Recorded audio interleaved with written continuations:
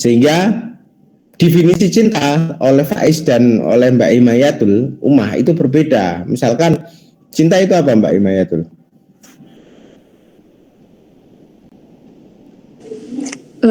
Kasih sayang gitu. Cinta itu kasih sayang.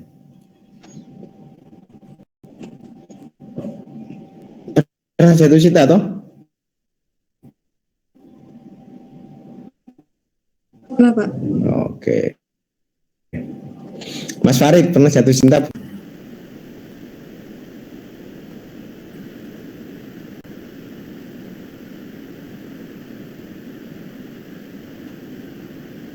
Pernah, Pak.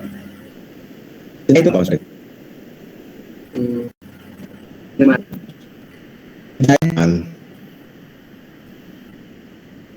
Kamu waktu jatuh cinta itu gitu lihat tanya. Mas Faiz bilang kok gimana Mas Faiz? Pernah jatuh cinta? Gak aja. Kamu mendapatkan pengetahuan nggak dari pengalaman jatuh cintamu itu?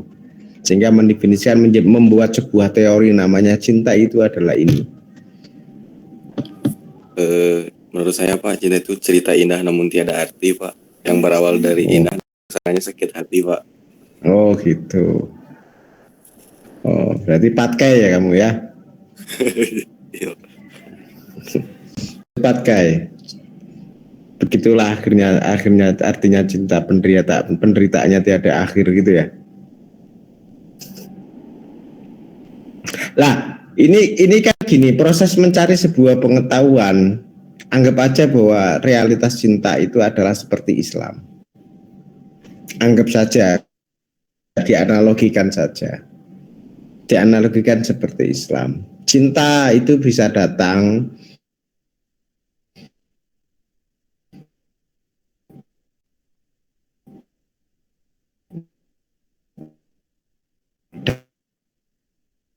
pergi.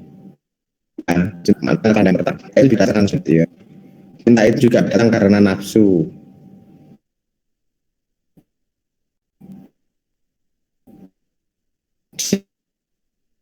Cinta itu tidak ada memiliki yang bahwa cinta itu adalah pengantar, menjelaskan bahwa cinta itu adalah sakit hati. Ada yang menjelaskan bahwa cinta itu adalah cerita impian kita.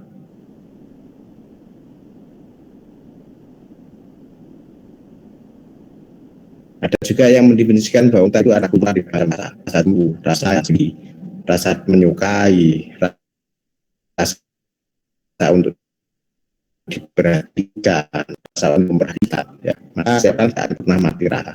Nah itu definisi tentang cinta ini dianggap aja sebagai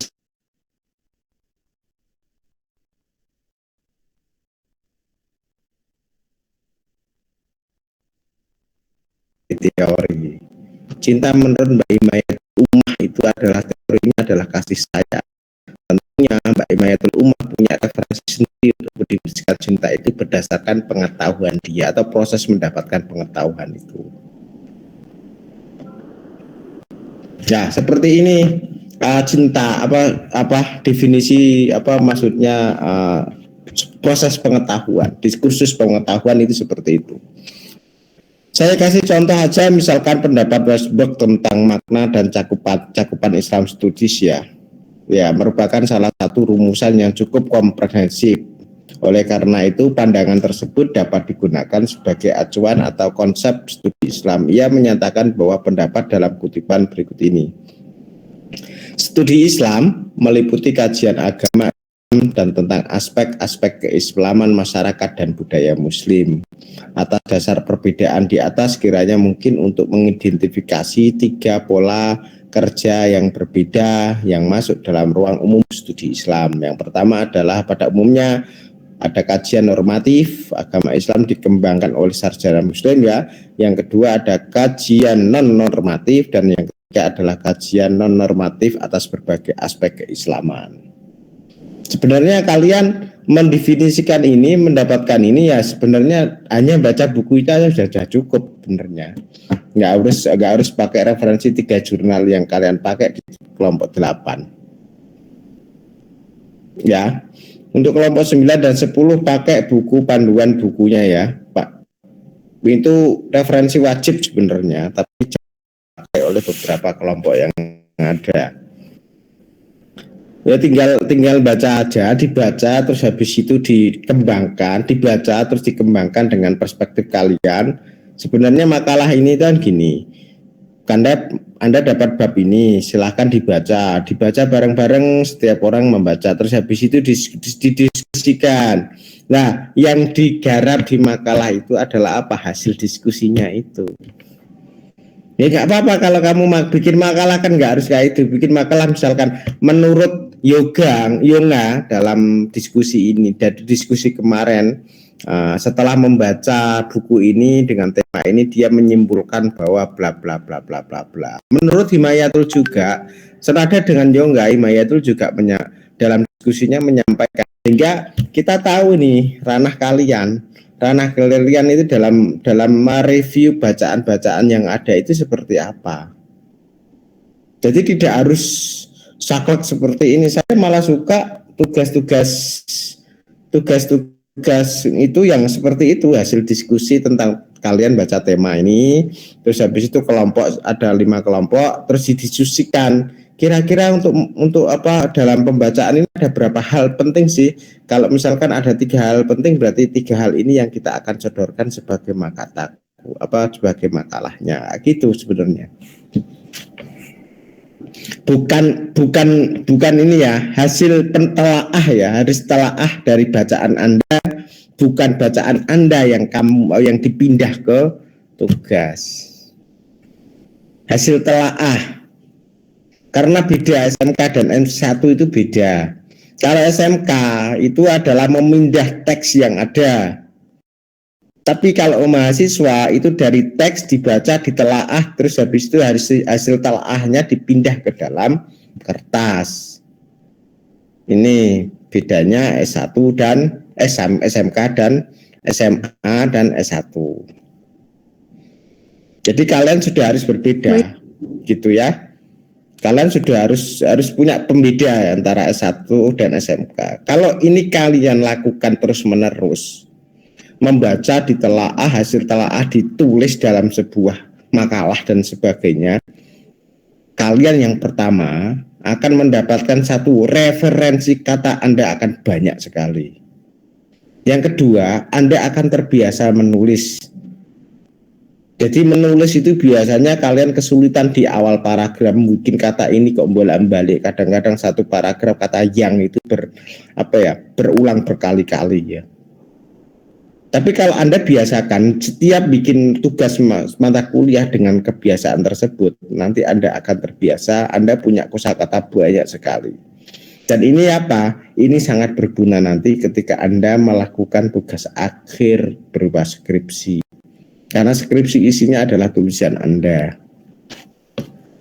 bukan tulisan orang lain, bukan memindahkan teks, tapi tulisan Anda. Maka kajian-kajian hasil bacaan yang Anda sudah telaah, terus kemudian diterjemahkan dalam terus ditransformasikan dalam sebuah tulisan kayak gitu. Nah, kelompok 9 dan 10 ini karena kelompok terakhir, saya berharap seperti itu nanti. Silakan kelompok 9 kalau mau direvisi itunya tugasnya. Kelompok 10 juga seperti itu. Ya. Dalam konteks ini ada Al-Ghazali. Ada Imam Al-Ghazali yang melihat bahwa studi Islam itu dipandang dari sisi sufisme. Kalau dalam bahasa keilmuan itu adalah sufisme itu lebih pada kejiwaan. Kejiwaan itu lebih pada psikologis.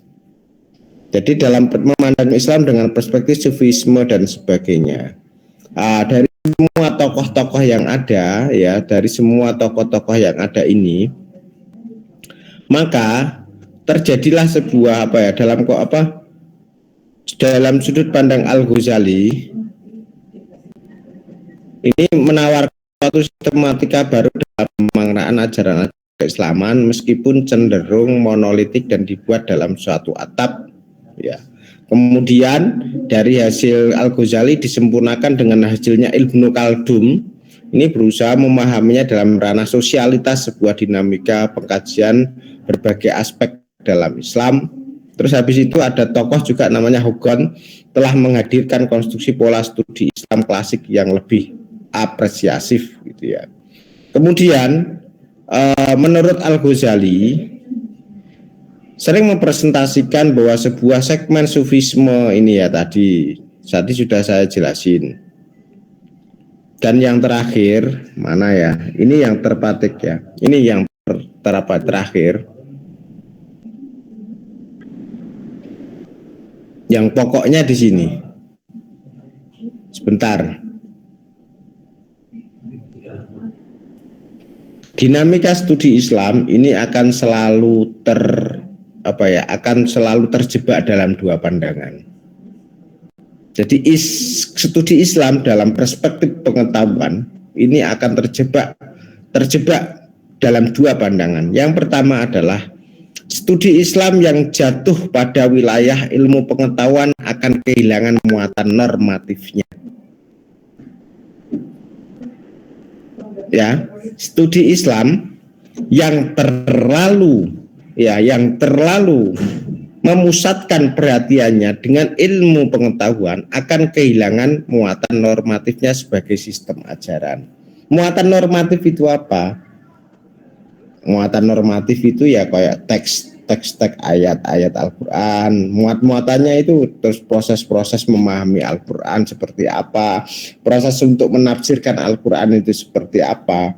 Kan dalam pakem kajian-kajian tentang tafsir Islam itu kan dalam menafsirkan Islam itu tidak hanya sekedar menafsirkan, harus tahu bagaimana nahwu sorofnya, terus habis itu harus tahu bagaimana asbabul nuzulnya, terus habis itu harus tahu rawinya siapa, terus habis itu harus tahu bagaimana hubungan antara ayat satu dengan ayat-ayat yang lainnya, seperti itu.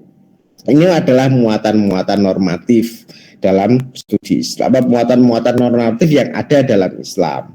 Jadi kalau pandangan normatif, kalau pakemnya menafsirkan ayat Al-Quran itu tidak serta-merta hanya menafsirkan saja, tetapi ada runtutan-runtutan dalam proses untuk menafsirkan Al-Quran.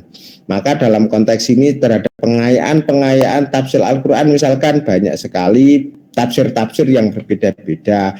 Ada tafsir Jalalain, ada tafsir Al-Misbat, terus ada tafsir tafsirnya siapa itu yang karyanya bapaknya Gusmus itu, ada juga banyak tafsir-tafsir.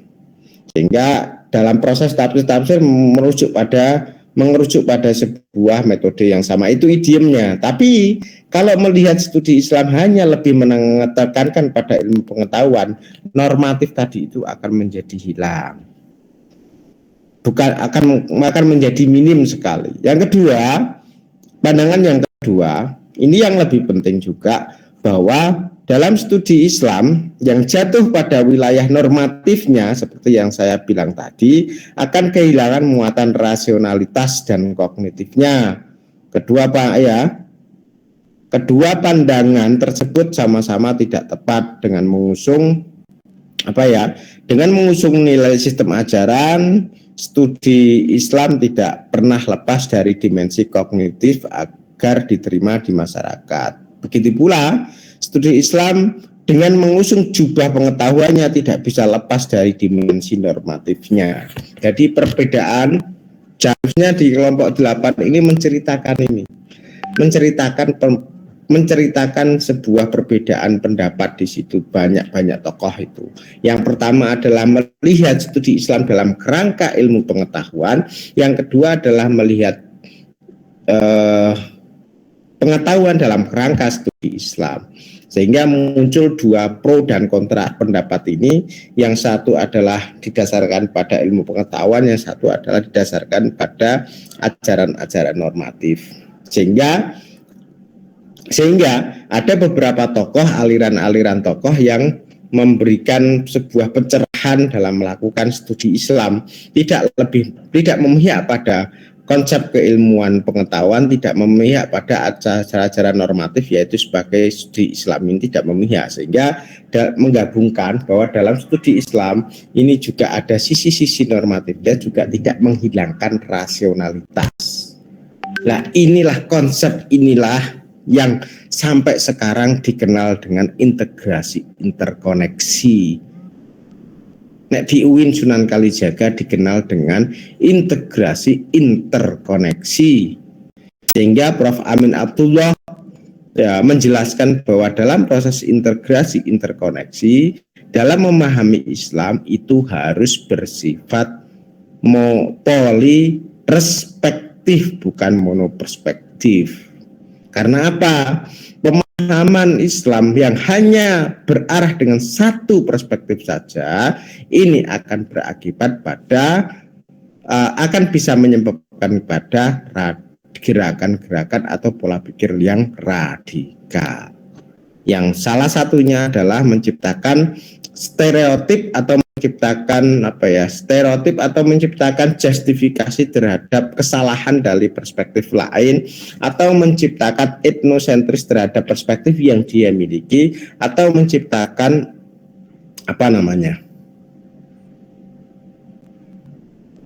ya pokoknya menciptakan itu stereotip, menciptakan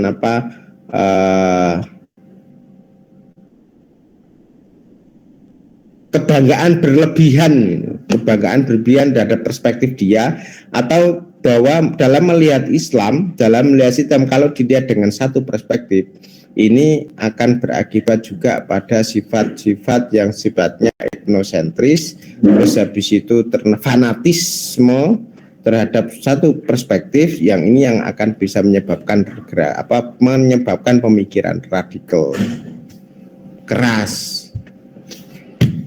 Gitu teman-teman, terkait pada studi Islam dalam perspektif ilmu pengetahuan dan studi Islam dalam perspektif ilmu pengetahuan dalam perspektif studi Islam. Monggo nanti ya dibaca lagi di referensi buku yang sudah saya share yang berjudul ini loh. Apa judulnya ya? Zuhri Studi Islam sebuah pengantar itu loh. Di grup Anda sudah saya sudah ini kok, di grup kelas sudah saya kasih kemarin itu sebagai referensi wajib. Misalkan minimal kalau Anda tidak punya referensinya, silahkan dibaca itu saja sebagai referensi pengerjaan tugas kalian. Saya berharap nanti juga di kelompok 9 dan 10 ini saya share lagi biar nggak lupa. Saya share lagi ya, mohon. Saya share lagi di grup kelas, silakan dibaca. Besok habis presentasi kelompok 10 ada kuis dari saya, dan kuis itu semua kuis itu bersumber dari buku ini.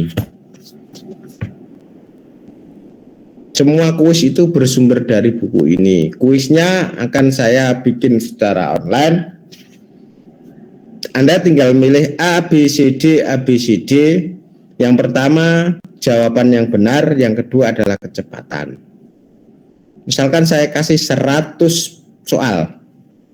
Saya kasih 100 soal pertemuan 1 sampai presentasi pertama sampai presentasi ke-10. Saya kasih soal semuanya ada 100 soal misalkan.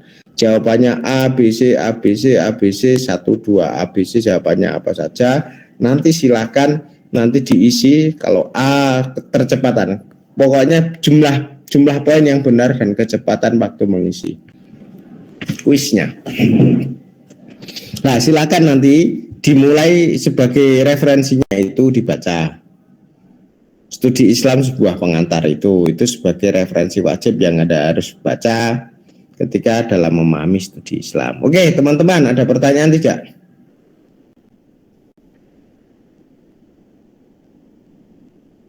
Alvin, ada pertanyaan Alvin? Kemarin ketemu saya di depan masjid ya? Habis sholat Jumat. Iya Pak. Udah di Jogja lama ya, Vin?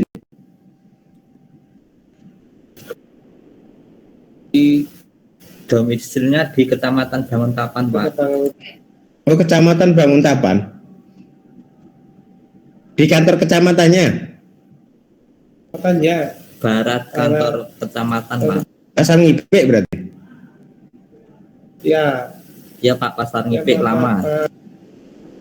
Rumah saya di sana kok. Rumah Desa Potorono ya, Pak. Iya, Potorono depan Pasar Ngipik baru, di situ ada bakso Gironayan. Masuk. Oh, depan. Yang baru, Pasar Ngipik yang baru dekat Embung Potorono. Oke, ada pertanyaan?